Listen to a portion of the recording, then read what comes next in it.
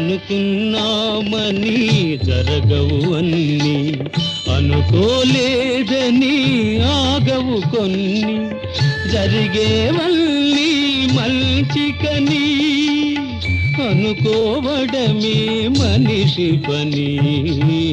నీ సుఖమే నీ కోరుతున్నా, నిన్ను వీడి అందుకే వెళుతున్నా. నీ సుఖమే నీ కోరుతున్నా.